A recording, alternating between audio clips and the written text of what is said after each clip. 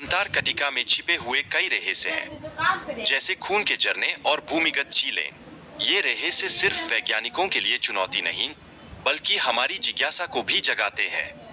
यह महाद्वीप दुनिया का सबसे शुष्क स्थान है, जहां साल भर में केवल 51 मिमी वर्षा होती है। इसे एक रेगिस्तान के रूप में भी पहचान मिली है, जो इसकी कठोरता को दर्शाता है। पिछले 100 वर्षों से कई देशों ने अंटार्कटिका पर नियंत्रण पाने की कोशिश की है। इसका मुख्य कारण यहाँ छिपे हुए अमूल्य संसाधनों की खोज है, जो उन्हें शक्ति और विकास के नए रास्ते प्रदान कर सकते हैं। 19वीं सदी में आर्थिक प्रभुत्व की होड़ ने अन्वेषण की गतिविधियों को बढ़ावा दिया। यह समय था जब देशों ने एक दूसरे को पछाड़ने की कोशिश की और अंटार्कटिका के रहस्यों को उजागर करने की होड़ लग गई। रूसी अन्वेषक फेबियन वैन बेलिंग ने 1820 में अंटार्कटिका को निकटता से देखा, लेकिन वहां कदम नहीं रखा।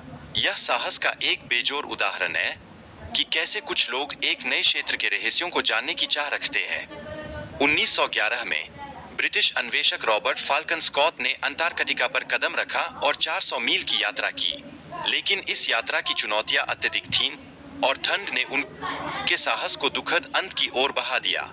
अंटार्कटिका की गहराइयों में 400 झीलें पाई जाती है, जिनमें अद्वितीय पारिस्थितिकी तंत्र मौजूद है। ये झीलें अत्यधिक नमकीन पानी से भरी हुई है, जो यहाँ के जीवों को विशेष बनाती है।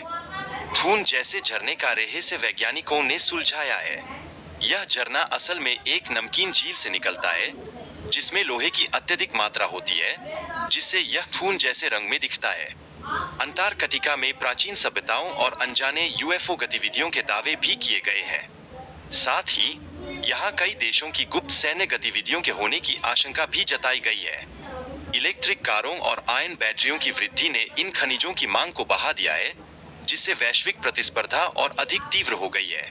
यह एक नई आर्थिक धारा को जन्म दे रहा है। दक्षिणी महासागर जलवायु और जल आपूर्ति को नियंत्रित करता है, जो वैश्विक तापमान में वृद्धि के चलते और अधिक महत्वपूर्ण हो रहा है। यह हमारे भविष्य के लिए एक महाकाय चुनौती है।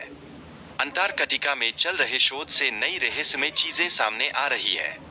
ये रहस्यमय तथ्य भविष्य में महत्वपूर्ण व्यापारिक मार्गों का निर्माण कर सकते हैं, जो दुनिया को एक नई दिशा देने की क्षमता रखते हैं।